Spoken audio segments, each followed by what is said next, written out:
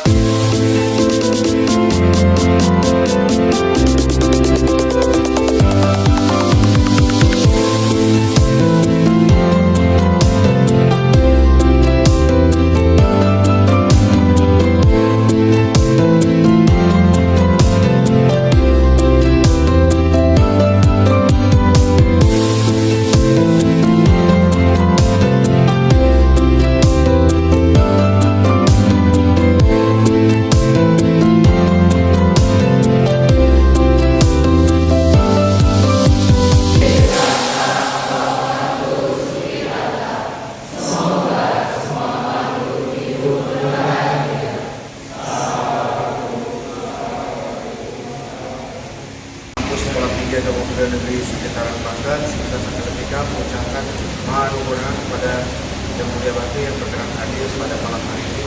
Semoga membawa kebahagiaan, kesuksesan, kemajuan bagi kampus Sekolah Tinggi Agama Buddha Negeri Sriwijaya Tangerang Banten.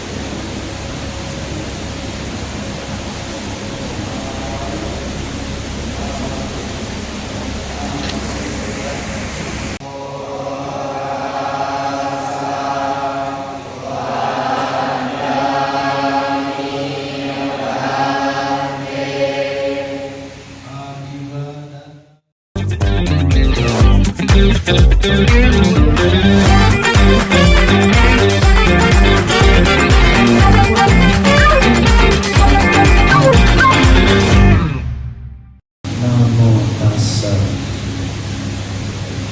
bhagavato arahato sama sambuddhassa. Namo tassa bhagavato arahato sama sambuddhassa. Namo tassa bhagavato arahato sama sambuddhassa. Mendengarkan dhamma pada saat yang sesuai, itulah berkah utama.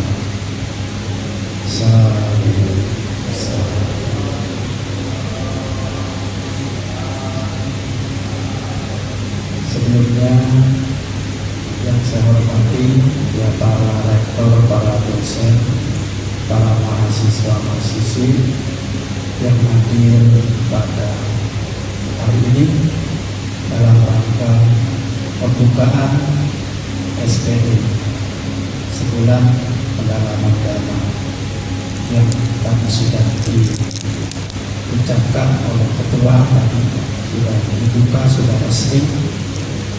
Dan semoga sebulan pendalaman dana yang dilakukan mulai hari ini dan seterusnya bisa berjalan dengan lancar, sukses selalu ya.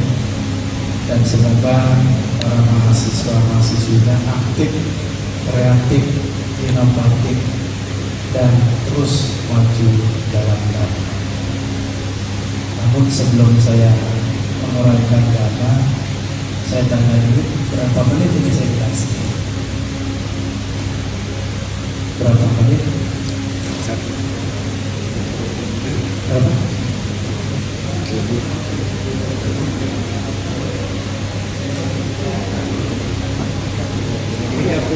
30 menit ya.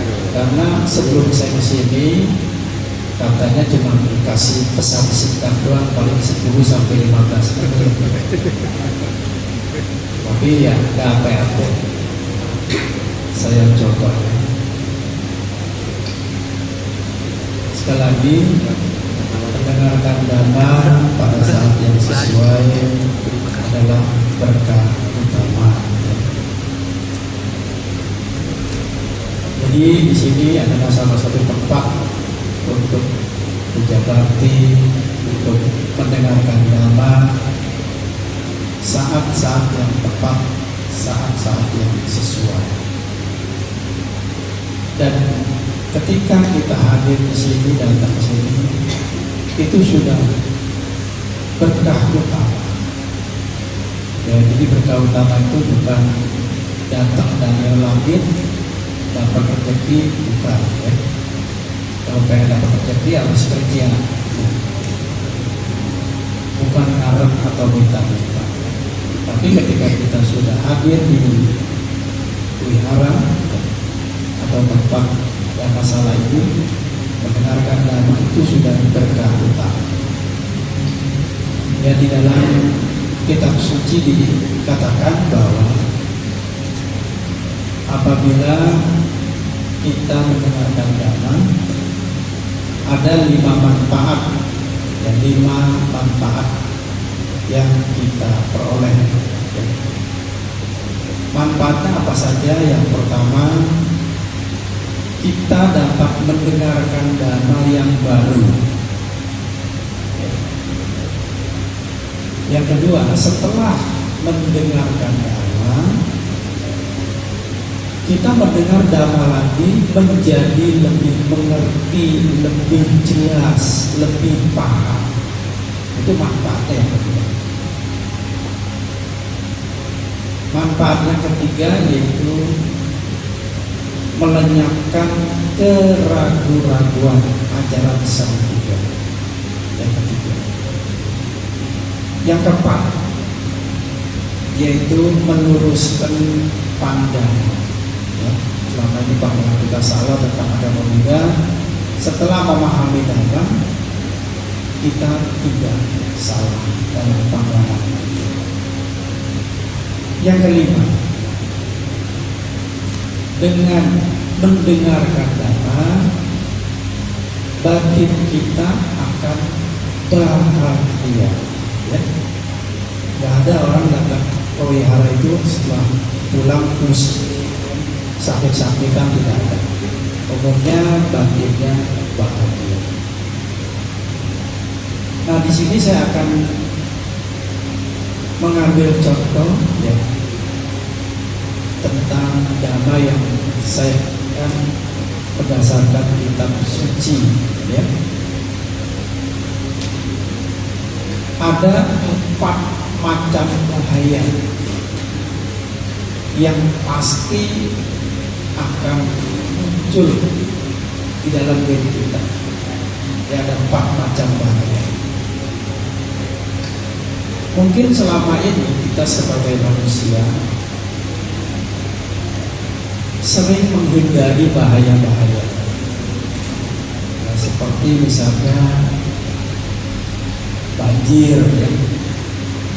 rumah kita nih banjir, kita bisa mencegah supaya nggak banjir. Bagaimana? Rumahnya ditinggiin, ya, misalnya sampai 2 meter, ya, karena banjirnya semeter, maka ditinggiin 2 meter. Kita bisa mencegah bahaya ini. Atau bisa juga rumah kita itu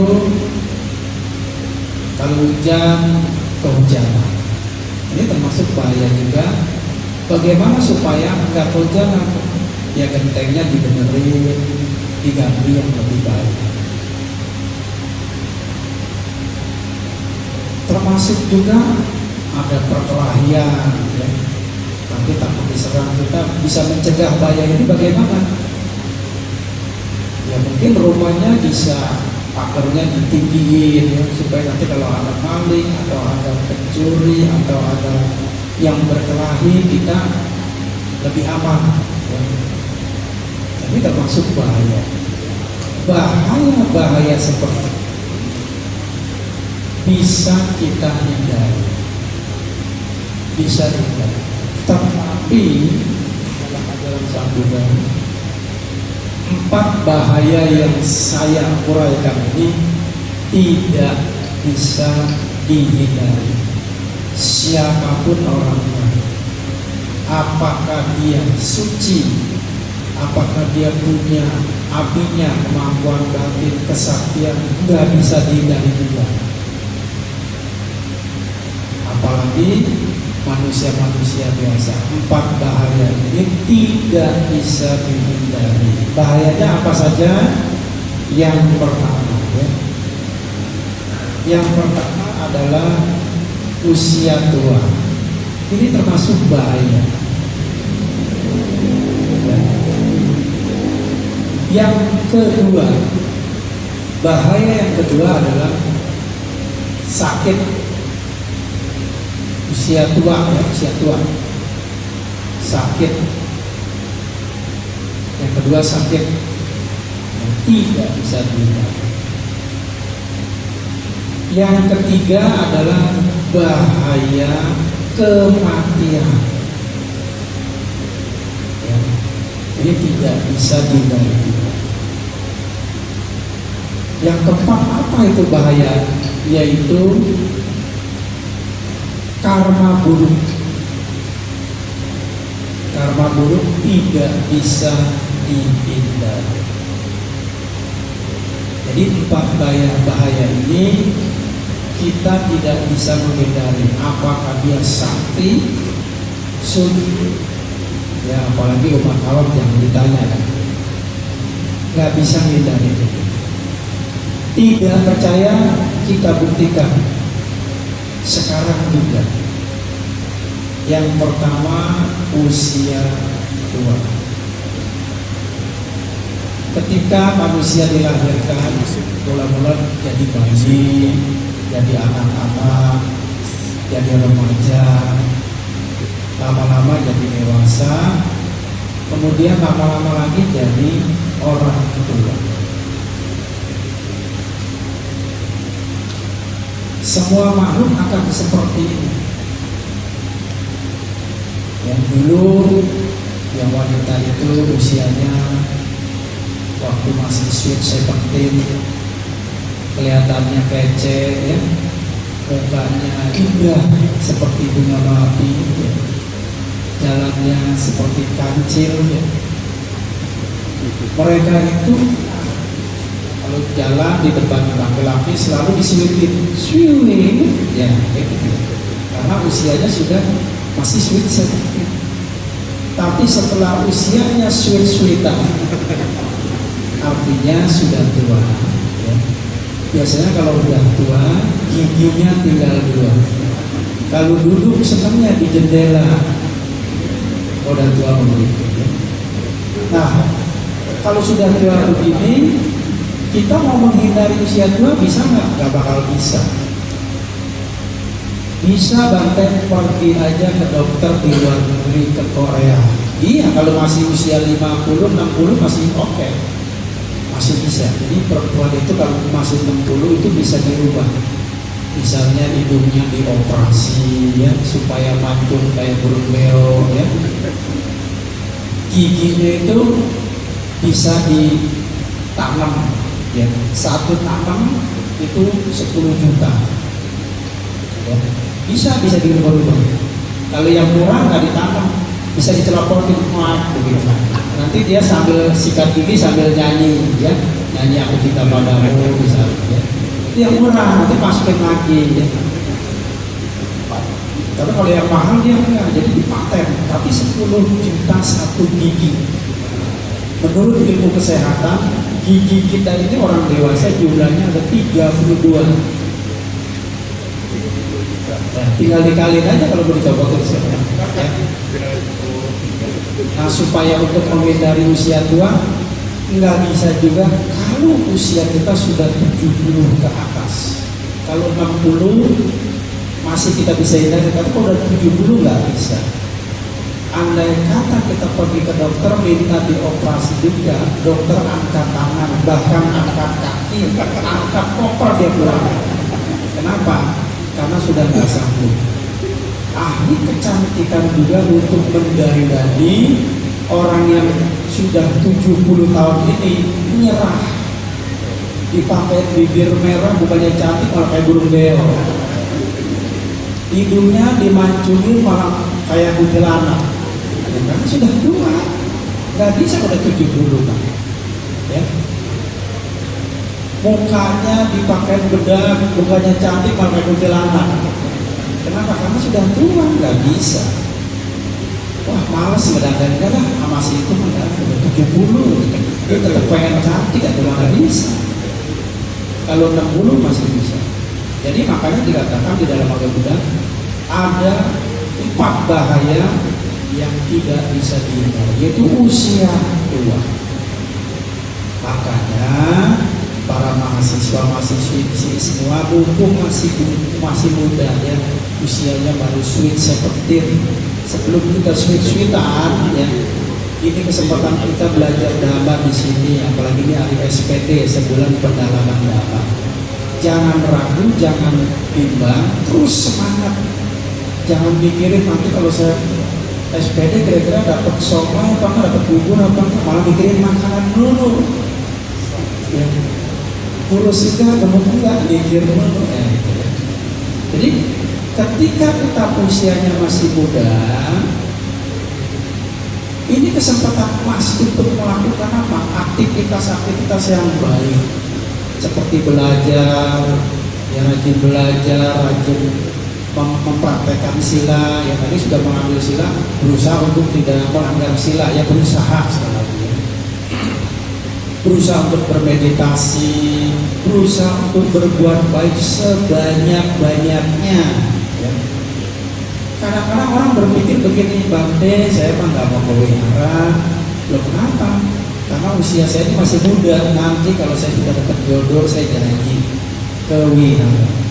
Setelah udah dapat jodoh nih, udah resmi, Bante nantilah kalau saya udah punya anak, ya, baru saya kewihara. Sudah punya anak, Bante anak saya masih kecil, kapan kewiharanya, kapan berbuat baik? Tahu-tahu kita sudah berubah, ya. Sudah berubah, sudah berumur, giginya sudah beropong, ya. Baru kewihara sudah terlambat. Sulit kalau udah tua kewihara sulit. Kenapa sulit? Jalan aja udah ngepot. Ya. Kita dipegangin orang, naik tangga nggak bisa, tangga satu aja kalau sudah tua nggak bakal bisa kita. Apalagi tangganya saya lihat begitu banyak. Nah makanya jangan sampai lengah, jangan sampai lupa kepada ajaran Buddha sebelum kita didatangi usia tua. Yang kedua adalah bahaya yang kedua adalah sakit. Umumnya manusia ketika kita masih seger buger kayak agar ya, sehat gitu ya, itu kewihara agak mau, males, berbuat baik gak mau, males. Padahal itu kesempatan emas, kesempatan yang perlu kita lakukan. Akibatnya begitu didatangi oleh bahaya yang kedua, yaitu sakit, kita sudah nggak bisa apa-apa. Orang sakit bisa nggak pelihara? Nggak bakal bisa. Boro-boro pelihara, makan disuapin, minum diminumin, ya. Yang dimakan orang sakit apa? Selalu yang diminum infusan terus, gebuk enggak, bengeknya kalau terlalu banyak. Kenapa? Karena infusan terus yang dimakan, terus obat. Makan nasi nggak bisa, yang dikasih apa? Bubur terus, enak enggak enak, iya. Karena tiap hari bubur terus kalau orang sakit mah. Kalau nggak percaya nanti bisa tanya sama si orang sakit. Orang sakit itu nggak bisa seperti orang sehat, makan apa aja dilabas terus, ya. Tulang aja juga mereka kebagian tuh kucingnya. Kalau masih enak terus aja makan. Tapi ketika kita sakit, kita akan menderita. Kenapa kita menderita? Karena kita sakit. Nah, disitulah kesempatan untuk berbuat baik tidak ada. Sulit kita untuk berbuat baik. Maka ketika tubuh kita ini tidak sakit, gunakan tubuh ini sebaik-baiknya. Ya, bermeditasi, ya nggak usah lama-lama, sejam, waduh, repot saja. Ya setengah jam nggak bisa, ya bisa 15 menit. 15 menit nggak bisa, berarti ya 10 menit. 10 menit nggak bisa, berarti 5 menit. Nggak bisa juga, udah tiduran aja kan. Masa meditasi 5 menit aja kok nggak sanggup? Tapi kalau disuruh nonton sinetron, film Korea, mantep bener duduknya. Iya, makanya melek terus, ngotot terus, ya. Nah, inilah kesalahan manusia. Ketika sehat nggak mau melakukan kebaikan-kebaikan, begitu sakit baru ingat dah ajaran Sang Buddha. Ingat ajaran Sang Buddha, ingat wihara, ya bagaimana cuma ingat doang prakteknya. Nah, inilah bahaya yang kedua. Bahaya yang ketiga adalah kematian. Artinya, selama hidup kalau kita tidak mempraktekkan dhamma ajaran Sang Buddha, hanya cuma dibaca doang, dipraktekin kagak, ya, malas kewihara, malas meditasi, nggak pernah mempraktekkan sila. Efeknya nanti ketika kita sudah tua, mau detik-detik kematian, nah di situ kita baru tahu rasa, kita berasa meskipun nggak dirasa-rasa. Kenapa? Kita mulai gelisah. Mungkin dia dalam hatinya berpikir, wah betul kata Bante ya, waktu masih muda saya disuruh pelihara itu malasnya minta ampun, bahkan sampai mengampuni. Tapi begitu sudah tua, baru saya mau keluar, saya nggak bisa. Sekarang saya tinggal ngampang saya ikan kopi begini, ya. Sebentar lagi saya mau dicabut nih, ya. Dia terasa tuh. Maka yang diingat apa? Yang diingat karena nggak pernah berbuat baik, yang dilakukan kemalasan, kejahatan, keburukan, maka nanti akan melihat nimitta. Nimitta itu bayangan batin yang terjadi ketika kita melakukan dahulu. Ya. Misalnya pernah berkelahi dengan orang, ya, pernah ngebohongin orang, itu yang diingat-ingat. Pernah ngelawan sama orang tua. Nah, akibatnya apa? Karena melihat fenomena seperti ini, diminta yang gak baik, yang gak bagus. Begitu kita tutup mata, kita bisa lahir di alam apaya. Alam apaya itu alam menderita, ya. Dibagi menjadi 4, yang neraka, binatang, setan, raksasa, asura. Nah, ini upahnya bagi orang-orang yang malas belajar dhamma, tidak mempraktekkan dhamma. Dalam kehidupan sehari-harinya jahat, kejam, benci dan sebagainya. Maka lahirnya di alam apaya. Kalau sudah begini kita bisa minta tolong apa enggak? Nggak bakal bisa. segala sesuatu yang menolong itu bukannya dari dewa tapi dari diri sendiri. Ini sangat bahaya. Bahayanya kenapa? Karena lahirnya kita di alam yang menderita. Siapa suruh nggak mau berbuat baik? Ketika disuruh berbuat baik, tarsok, akhirnya mati besok. Nah, masuklah ke alam neraka, masuklah ke alam neraka.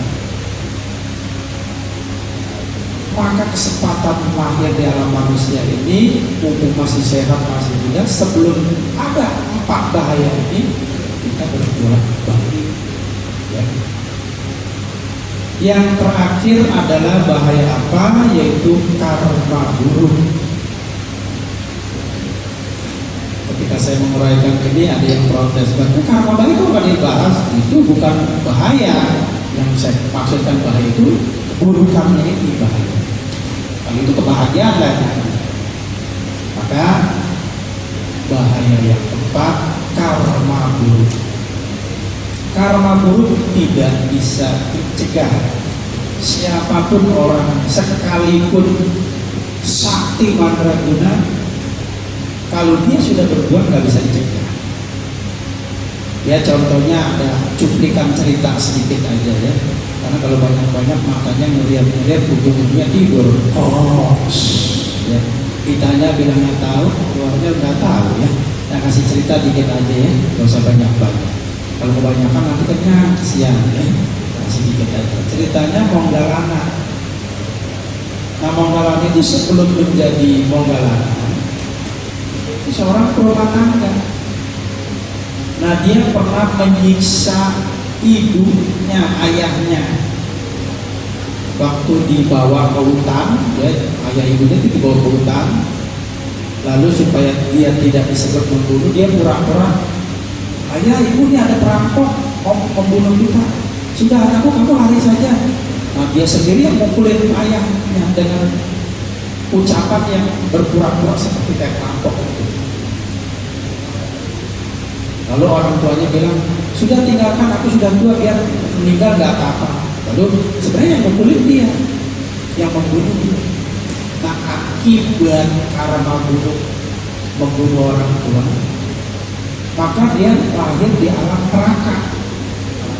Setelah lahir di alam neraka, kehidupan selanjutnya itu di alam manusia beratus-ratus ribu kali itu dia selalu matinya dibunuh. Bahkan sebelum parinibbana di zaman Sang Buddha, Monggalana itu dipukuli, ya, dipukuli sama perampok. Padahal dia sudah arahat, ya, sudah jadi biku, sudah arahat, punya kesaktian. Itu masih mempan juga, masih digebukin juga sampai tubuhnya pada hancur lebur. Kenapa Monggalana tidak menggunakan kesaktiannya? Karena dia tahu kalau dia menggunakan kesaktian sebenarnya bisa, tapi apa artinya? Karma itu sudah mengejarnya.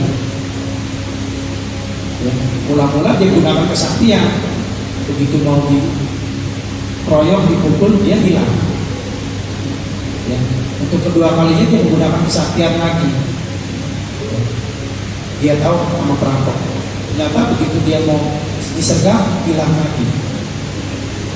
Ya.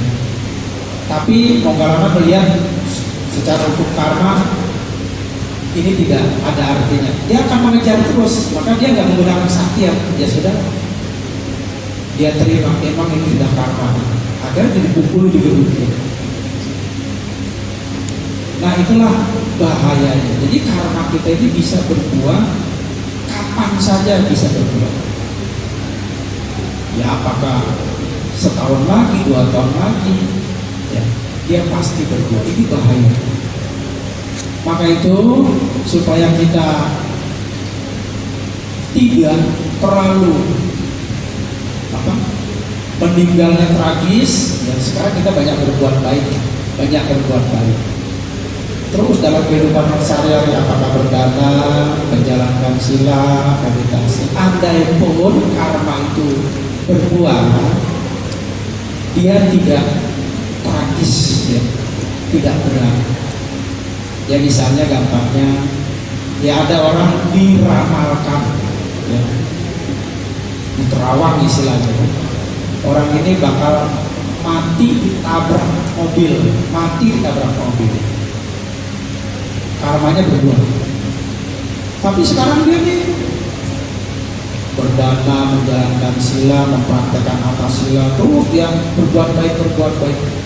Ternyata karena kekuatan kebaikan yang dia lakukan, survei membuktikan, ternyata dia cuma ditabrak sepeda, sama sepeda, lumayan kan, cuma lecet-lecet doang, bawa ke klinik sembuh. Coba kalau yang nabraknya kontainer, remuk kita. Ya. Nah, ini salah satu bukti bahwa karma itu kalau berbuah nggak bisa ada yang nahan. Maka sebelum berbuah yang berat itu kita lakukan kebaikan. Inilah yang perlu kita lakukan, ya, sehingga kita nantinya bisa memberikan manfaat bagi kita dan bisa terlahir juga di alam bahagia. Ya, baik, demikianlah apa yang barunya saya sampaikan. Semoga kiranya uraian ini sangat bermanfaat bagi kita semua. Dan sebelum Bante mengundurkan diri dari tempat ini, saya ucapkan Sabe Sata Bawantu Sukitata.